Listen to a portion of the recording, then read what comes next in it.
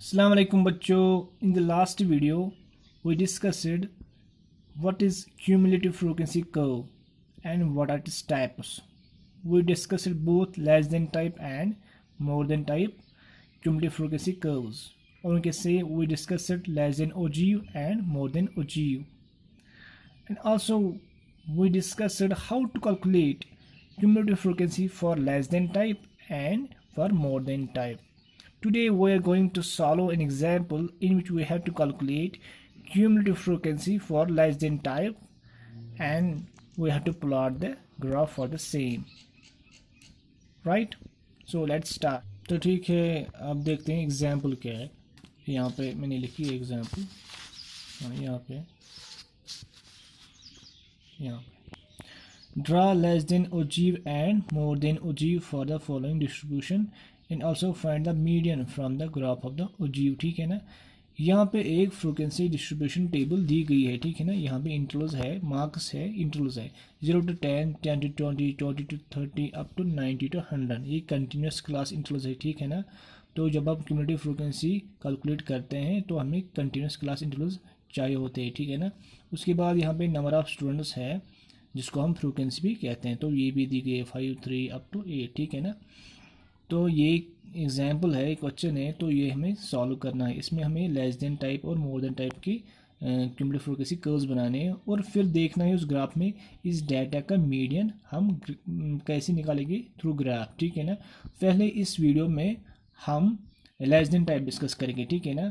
उसके बाद next video जो होगा उसमें हम मोर देन टाइप डिस्कस करेंगे. पहले हम इसमें लेस देन टाइप डिस्कस करेंगे. ठीक है ना. चलो स्टार्ट करते हैं.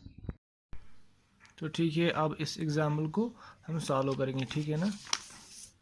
यहाँ पे जो यून क्लासेस थी और यून फ्रीक्वेंसीज थी तो यहाँ पे मैंने वो पहले से लिखा है. ठीक है ना.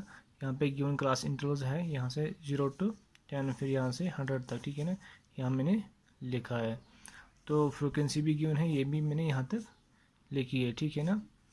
तो अब उसके बाद हम क्यूमुलेटिव फ्रीक्वेंसी लेजेंड टाइप की क्यूमुलेटिव फ्रीक्वेंसी कैलकुलेट करेंगे. ठीक है ना.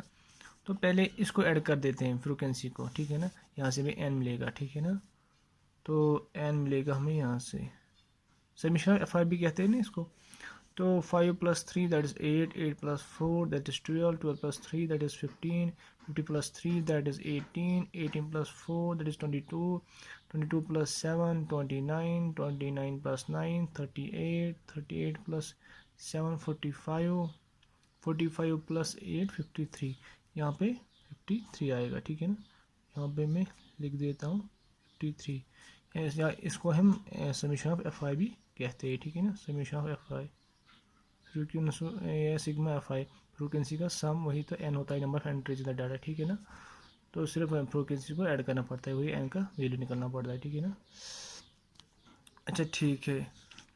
तो उसके बाद हमें क्या करना है, इसको पहले लेस देन टाइप में कन्वर्ट करना है. उसके बाद यहाँ पे लेस देन टाइप में कन्वर्ट करना है इस कॉलम में. इसके बाद उस लेस देन टाइप की इसमें क्यूमुलेटिव फ्रीक्वेंसी लिखनी है. ठीक है ना.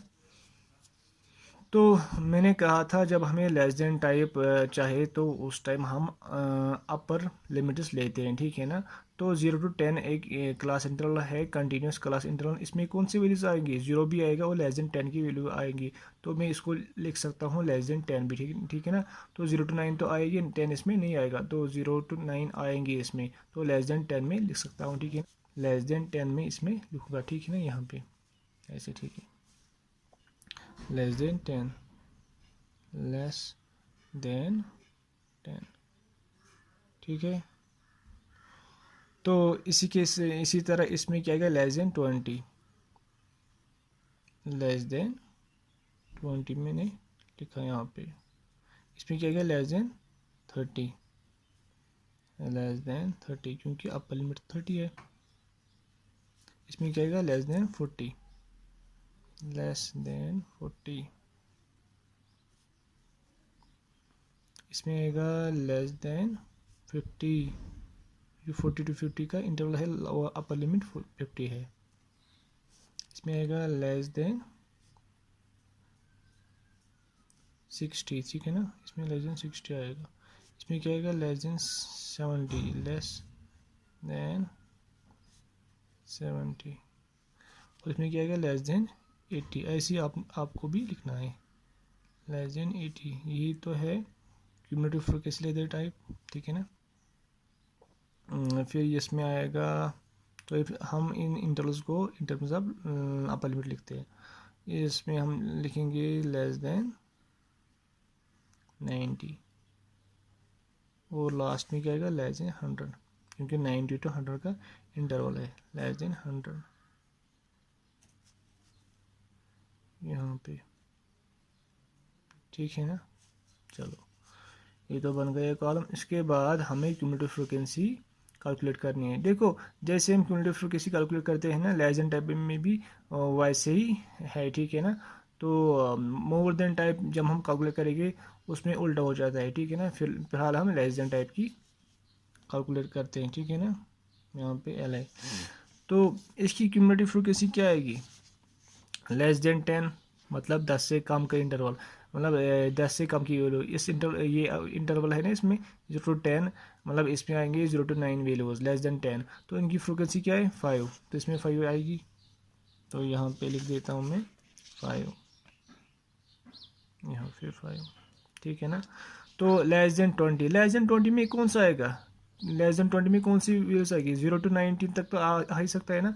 इसका मतलब ये इंटरवल भी आएगा और ये इंटरवल भी आएगा दोनों, तो इन दोनों को ऐड करना है। 3 + 5 दैट इज 8। यहाँ पे क्या आएगा 3 + 5 इज इक्वल टू 8, या 5 + 3 वो भी लिख सकते हैं, ठीक है ना। ऊपर वाली की फ्रीक्वेंसी और प्रीसीडिंग क्लास की फ्रीक्वेंसी प्लस इस क्लास की अपनी फ्रीक्वेंसी 5 + 3 इज 8, ठीक है ना। तो इसके बाद इसकी क्लास की क्या आएगी लेस देन 30, मतलब 0 to 29 अगर इंटीजर वैल्यूज लेंगे हम 0 to 29 तक आ सकता है इसमें, मतलब 30 से कम, 30 से कम एक तो ये इंटरवल भी आएगा, ये भी आएगा और ये भी आएगा, मतलब इन तीनों की ऐड करनी पड़ेगी। या हम लिख सकते हैं 8 previous value plus frequency of this class. 8 + 4 इसकी 4 है, 8 + 4 आ जाएगा इसमें, 8 + 4 मतलब इसमें 12 आ जाएगा, ठीक है ना। फिर है लेस देन 40, इसकी क्या आ जाएगी 12 + 3, ऐसे ही ये चलता जाएगा। 2 + 3 दैट इज 15। फिर इसमें 15 प्लस अपनी क्या है 3, 15 + 3 दैट इज 18। फिर 18 इसमें आ जाएगी प्लस अपनी क्या है इसकी 4, 18 + 4 दैट इज 22। फिर उसके बाद एक तो पिछली वैल्यू आ जाएगी 22, अपनी क्या है इसकी 7, 22 + 7 दैट इज 29। फिर उसके बाद इसमें 29 पहले आ जाएगा, उसके बाद इसकी अपनी फ्रीक्वेंसी +9 दैट इज़ 38। तो यहाँ पे भी 38 पिछली वैल्यू और प्लस हो जाएगी इसकी अपनी frequency that is 7 that is 45 आ जाएगा यहाँ पे, ठीक है ना। तो यहाँ पे क्या आएगा लास्ट में 45 और अपनी फ्रीक्वेंसी क्या है इसमें 8 दैट इज़ 53। तो 53 आ गया यहाँ पे भी आ गया, ठीक है ना। तो ये तो बन गया हमारा लेस देन टाइप का, ठीक है ना। तो इसके बाद आप देखते हैं इसका ग्राफ कैसे बनता है, ठीक है ना। चलो तो देखते हैं इसका ग्राफ कैसे बनता है। हाँ यहाँ पे हम इसका ग्राफ प्लॉट करेंगे, ठीक है ना। मेरे पास ग्राफ पेपर अवेलेबल नहीं था तो मैंने ऐसे ही स्केल का यूज़ करके, पेंसिल का यूज़ करके थोड़ा सा ग्राफ बनाया आपके लिए, ठीक है ना। तो सोचा थोड़े वैल्यूज़ अच्छी आनी चाहिए, एग्जैक्ट आनी चाहिए। तो फिर भी एग्जैक्ट नहीं आएगा, लेकिन आप जब ग्राफ पेपर पर बनाओगे तो आपको एग्जैक्ट वैल्यूज़ मिलेंगी, ठीक है ना। पहले में ये जो हमें टेबल मिला इसके पॉइंट्स हमें प्लॉट करने हैं इस ग्राफ पे, ठीक है ना। तो क्या क्या पॉइंट्स आएंगे 10, 5, 28 ही है ना अपर लिमिट्स, 10, 5, 28, 30, 12 ही पॉइंट्स में प्लॉट करने हैं। तो पहले मैं लिख देता हूँ ऊपर क्या क्या पॉइंट्स प्लॉट करने हैं, फिर हम इजीली वो फिर प्लॉट कर पाएंगे, ठीक है ना। तो मैं यहाँ पे लिखूँगा शॉर्ट में पॉइंट्स टू बी प्लॉटेड, कौन कौन से हमें पॉइंट्स प्लॉट करने हैं, ठीक है ना। तो अगर देखते हैं इसमें तो पहला आएगा 10, 5, तो यहाँ पे लिखूँगा मैं 10,5। दूसरा पॉइंट क्या है इसमें 28, इसमें आएगा 28, फिर क्या है इसमें 8 प्लस, इसमें 28, फिर 12, फिर इसमें आएगा, इधर लिखूंगा मैं 12। उसके बाद 40, 15, 40, 15।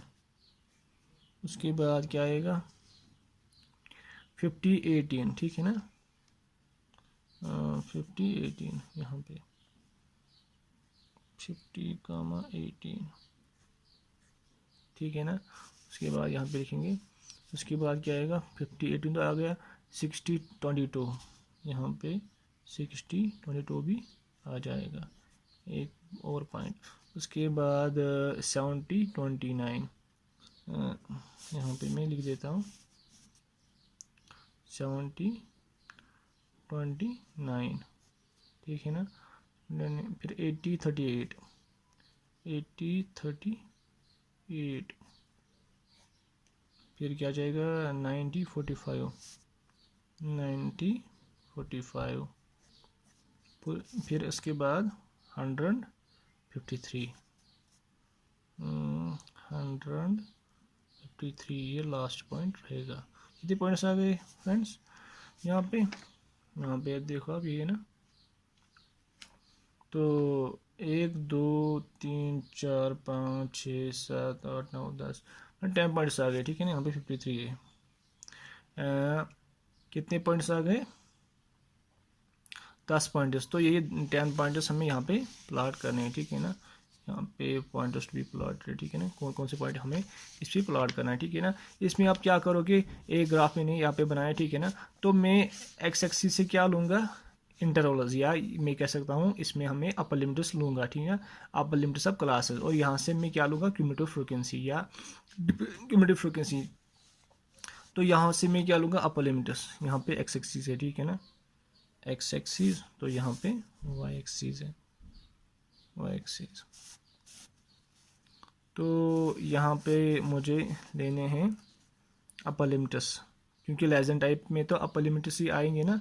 लेजन टाइप में देखो, लेजन टाइप में जो 10 है ये तो अपर लिमिट ही है ना।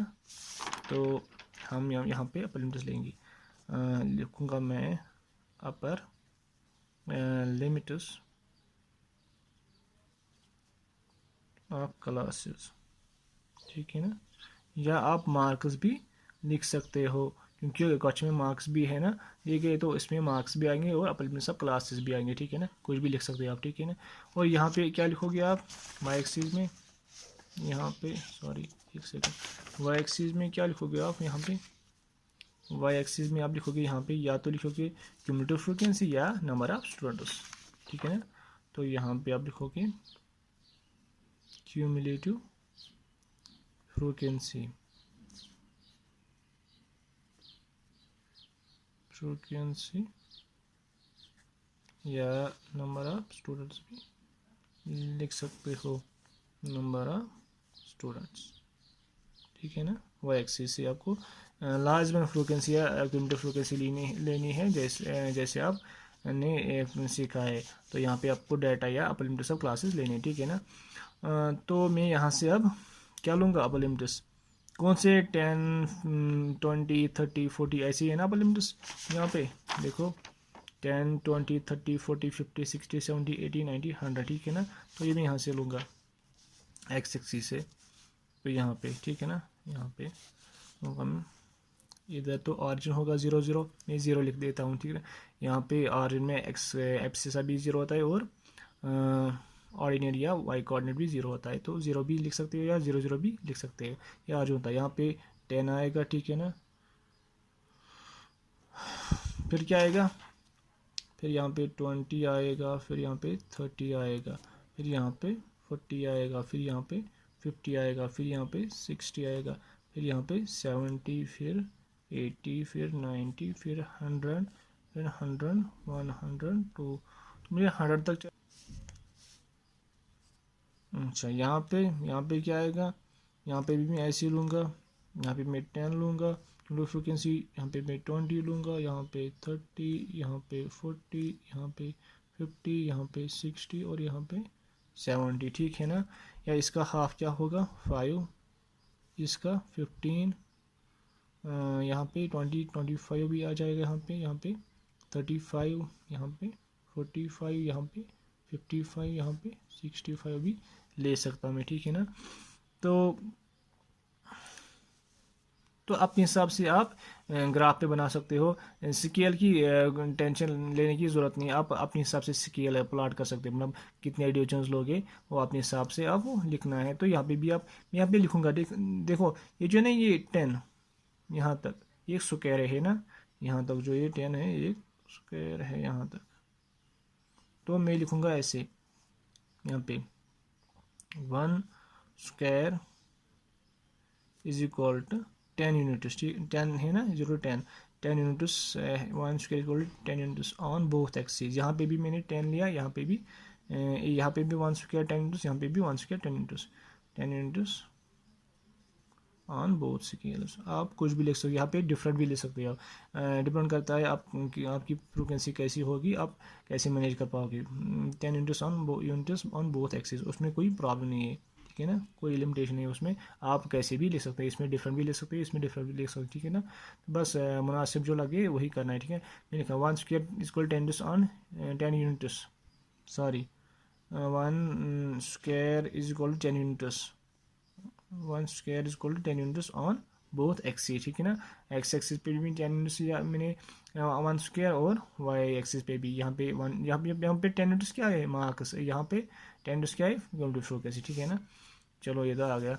अब जो ऊपर मैंने पॉइंटर्स दिए गए हैं ना ऊपर, जो मैंने अभी टेबल से लिए, तो वो यहाँ पे प्लॉट करने हैं। पहला क्या है 10 5, तो 10 एक्स एक्सिस पे आएगा और 5 वाई एक्सिस पे, ठीक है ना। 10 5 मतलब यहाँ पे आएगा फर्स्ट पॉइंट 10 5, ठीक है ना। दूसरा क्या है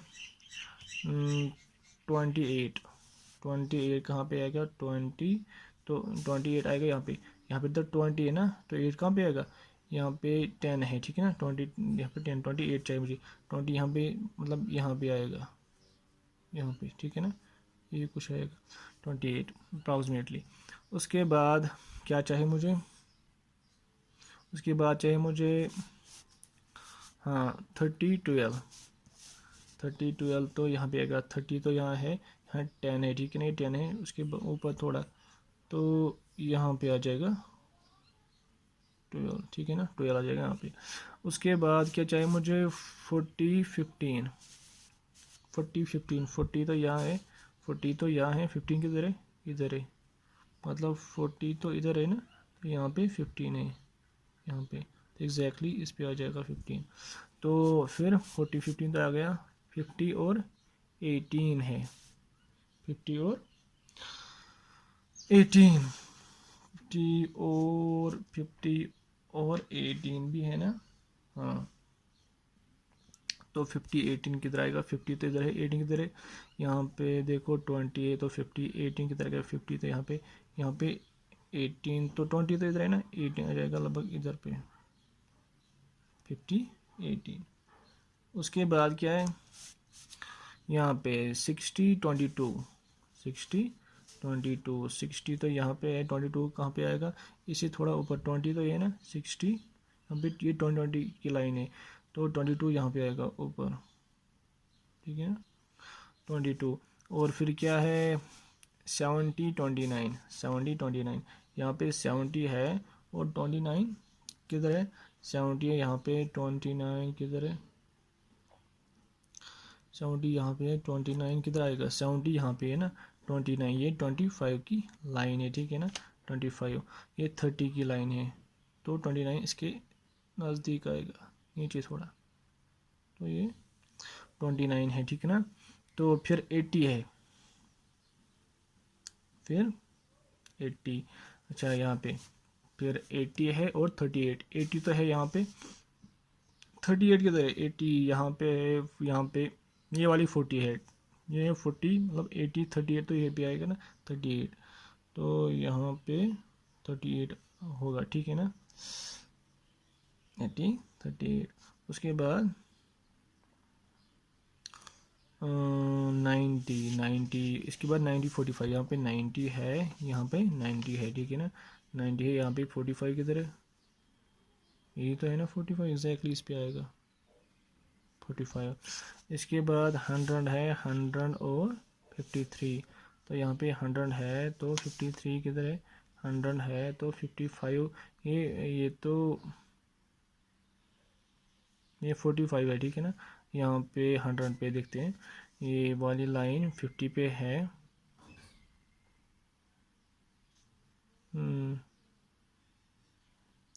45 कौन सी है,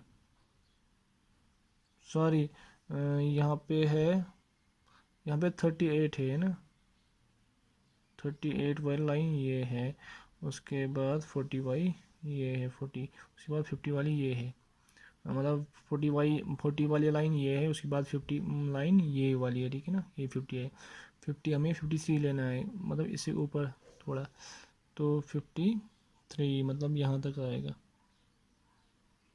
एग्जैक्टली बीच में आएगा, क्योंकि यहाँ पे 55 है, ठीक है ना, 53 तो यहाँ भी आएगा, ठीक है ना।